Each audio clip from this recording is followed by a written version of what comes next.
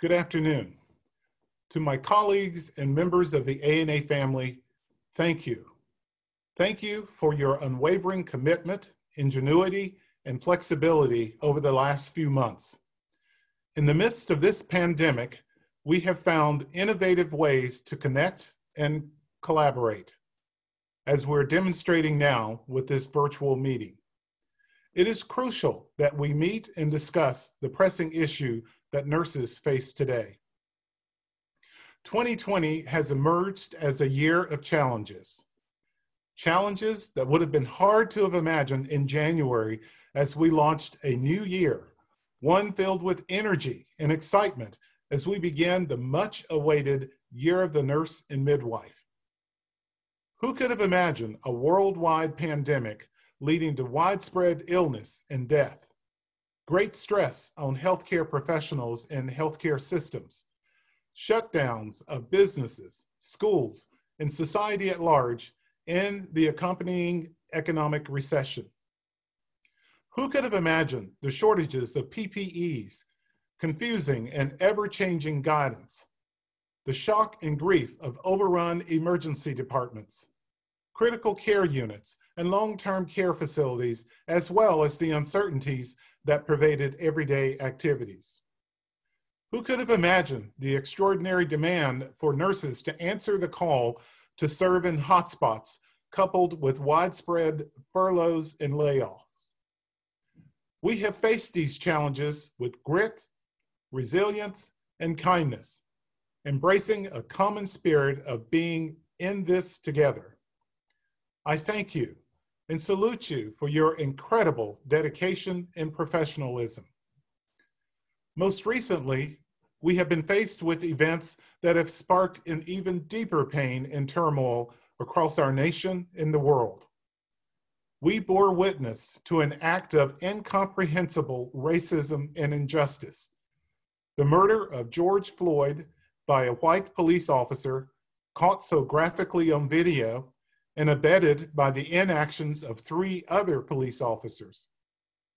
Sadly, his murder follows only recent examples of unjustified killings of Black men, women, and adolescents.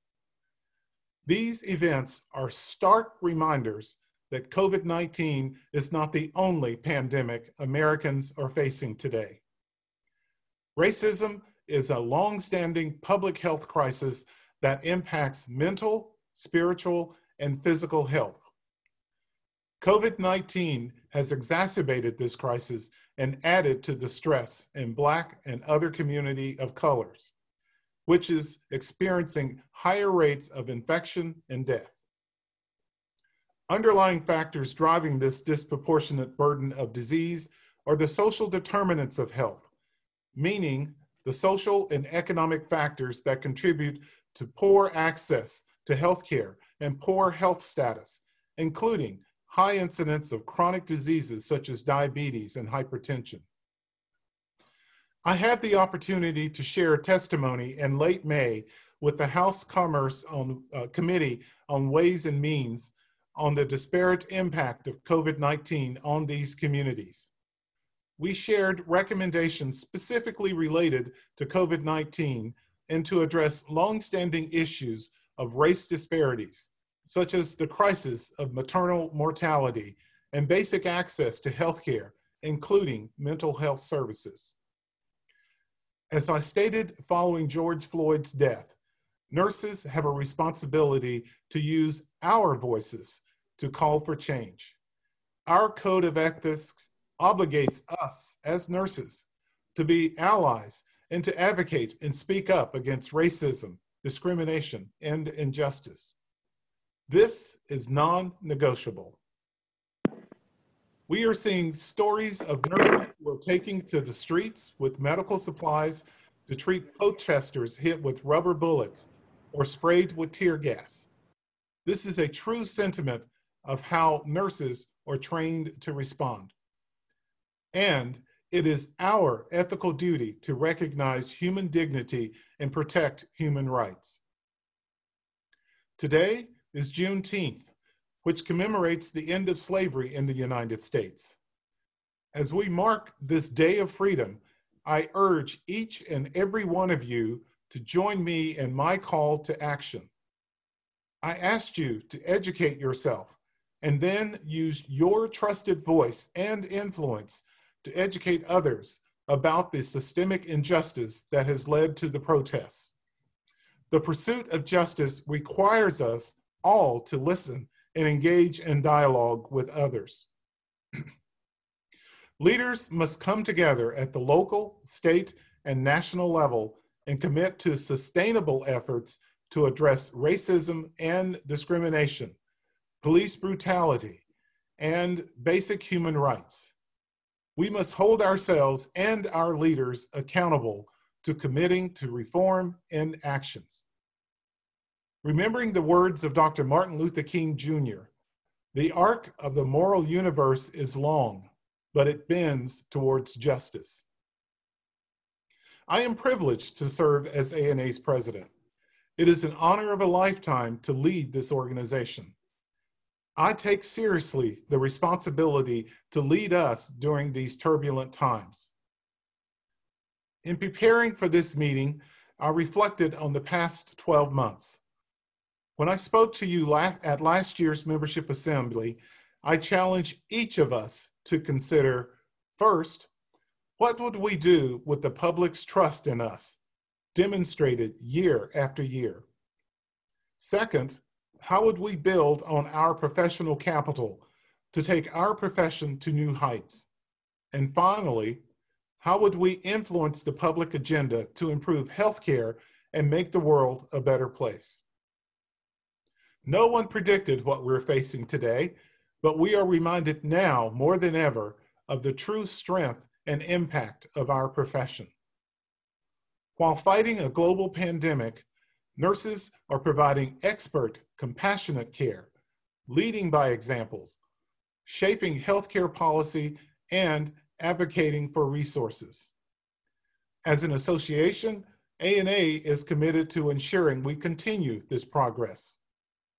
We have seen the power of nurses' voice, yet we know that there is much more to advocate for, not only to advance our profession and the quality of care, but also to advance our vision to access to high quality care, affordable health care for all. The first priority I set as ANA's president was to promote efforts that would increase the diversity of nursing. I have long believed that both nursing and ANA need to better represent the diverse population of our patients. The more diverse the nursing workforce is, the more effective we can be to help our society address the growing racial disparities in healthcare and health outcomes. It means higher quality care for patients, which is at the very core of our mission. I am proud to say that ANA continues to collaborate with diverse nursing organizations and strives to increase participation in ANA by nurses spanning culture, race, religion, ethnicity, gender, sexual orientation, age, and other aspects of identity. We can and we are increasing the diversity of nursing, and we will build on these efforts to ensure that we are representatives of all voices. Another priority was to increase the relevance of ANA to nurses, specifically nurses on the front line, and to amplify ANA's advocacy on behalf of nurses and consumers. Since the global outbreak of COVID-19 began, ANA has been advocating for clear, evidence-based guidelines, and resources. Our top priority is to ensure our nation's nurses can safely and effectively respond to the virus and protect the public. We understood that clear communication, collaboration, and innovation were key in navigating the challenges presented by this pandemic. To gain a better understanding of the frontline nurses' needs, we conducted a comprehensive survey in late March.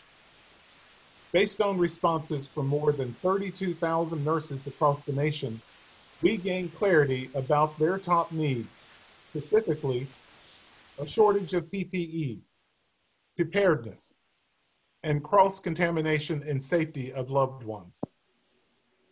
Based on these findings, we developed informational resources in a series of webinars to meet nurses' needs, as well as hone and amplify our advocacy efforts. In May, we conducted a pulse survey specifically on PPEs to acquire insights about the current status of PPEs around the country. The findings indicated persistent gaps in the supply and conservation of critical PPEs. Nurses are still having to decontaminate PPEs as a standard practice. Of the more than 14,000 respondents, 79% said they are required or encouraged to reuse single-use PPEs, such as N95 masks. I had the opportunity to share these results on June 3rd when I testified before the Pandemic Response Accountability Committee, which was created by the CARES Act. ANA was the only healthcare organization invited to speak at this hearing. We plan to again survey nurses nationwide in July. As I have said, it is a moral and strategic imperative for our nation's leaders to do everything possible to protect nurses and other critical responders. Since the beginning, ANA has always closely monitored federal legislative and regulatory developments regarding COVID-19, while providing vital information to Congress, the administration, and agencies on the impact of the pandemic on nursing.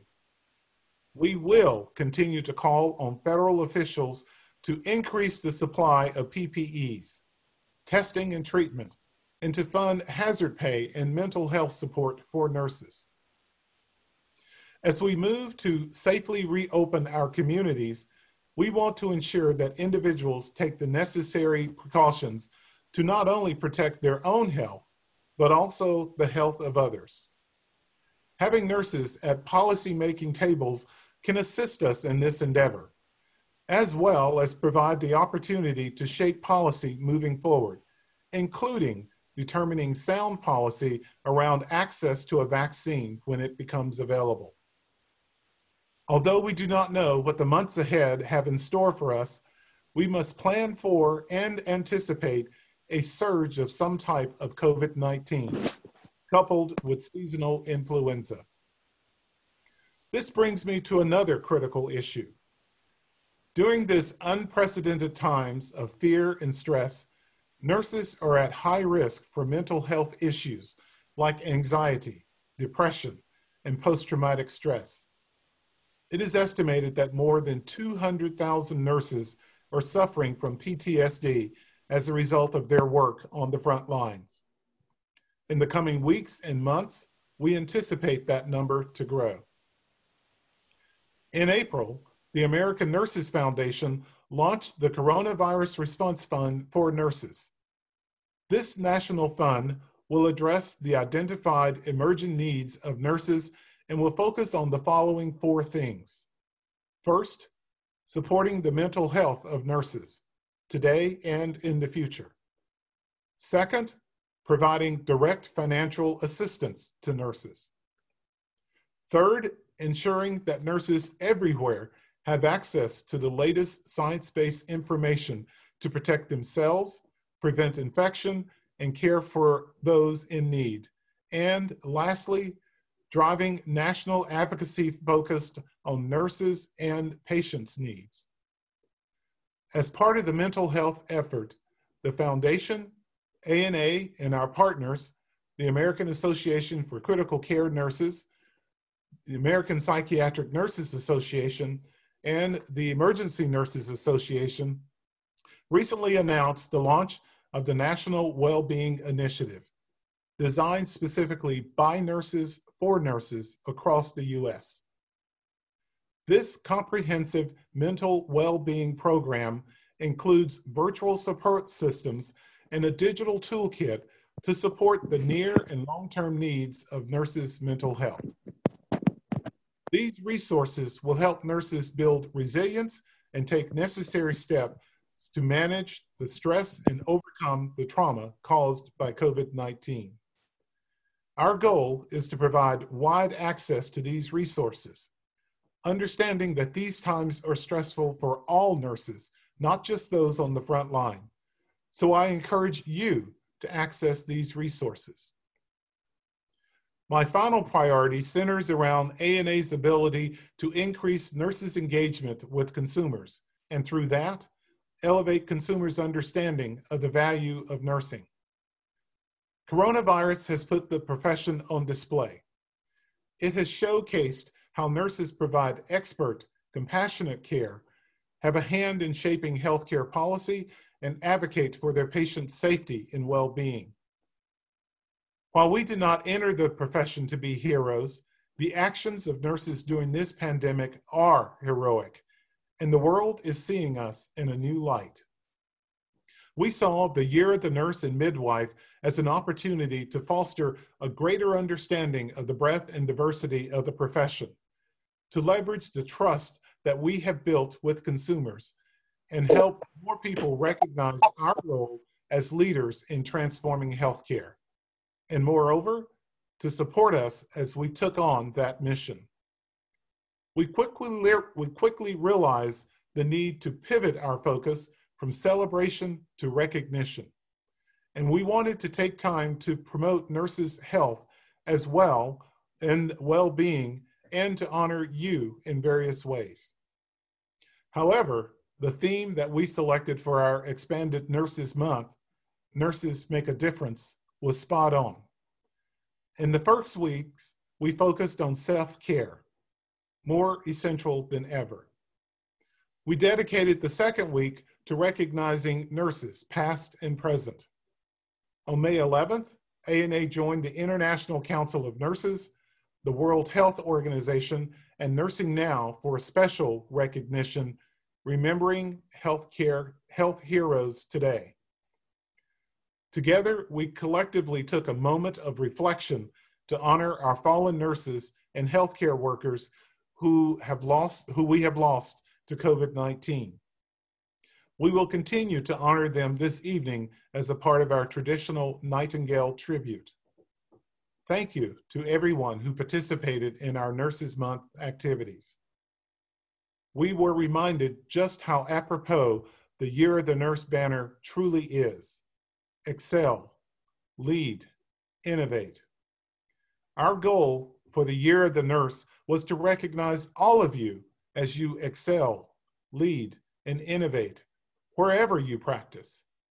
And our intent with this focus was to raise the visibility of the nursing profession and policy dialogue and lead to greater investment in the development and increased capacity of the nursing workforce. Little did we know how meaningful those words would become. In the era of COVID-19, nurses have risen to the challenge. You are excelling, you are leading, and you are innovating.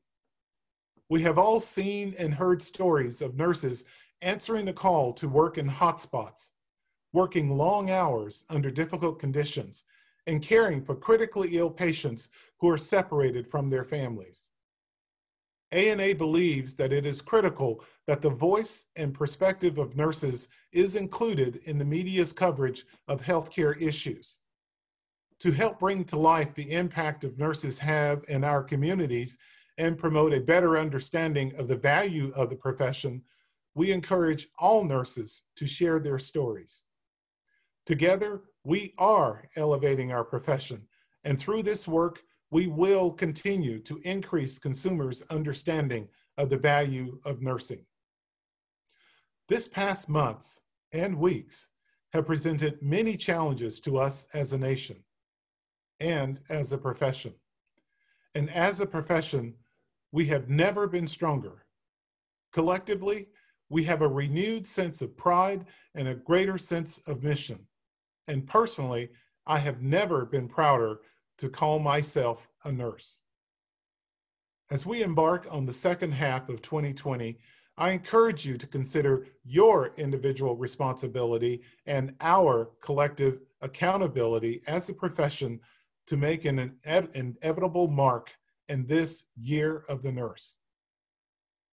One important way for us all is to make a difference, especially this year, is to embrace the right and responsibility to vote. It is imperative that we commit to turning out to vote and urge our family, friends, and colleagues to actively participate in this year's election. This year also marks another important milestone, the centennial of the 19th Amendment granting women the right to vote. As you may know, many nurses were counted among the ranks of the suffragists, and we can look to them of this history for inspiration. In 1918, as the suffragist cause was gaining momentum, the world was hit with a flu pandemic while in the midst of World War I. The suffragists adjusted and persevered. Let us honor their legacy by remaining steadfast in all our endeavors, including wide participation in all elections, despite what challenges may exist due to the pandemic. We are in a pivotal moment in our society, one that calls us to listen, to educate ourselves, to use our influence as healthcare professionals and leaders to educate others, and ultimately to take action to create a powerful legacy that will be passed on to future generations. Imagine a world where equity is a priority, where the social determinants of health drive policy decision, and where public health and preparedness are considered essential. Although Florence Nightingale's 200th birthday celebration was not what many had envisioned, it strikes me that given her life of dedication and service, she would take pride in how the pandemic has shined a spotlight on the immense contributions of nurses. She said, and I quote, "I think one's feelings waste themselves in words. They ought all be distilled into action, and into action which brings results." Wise and timely words. Let us continue together to take action which brings results. Thank you.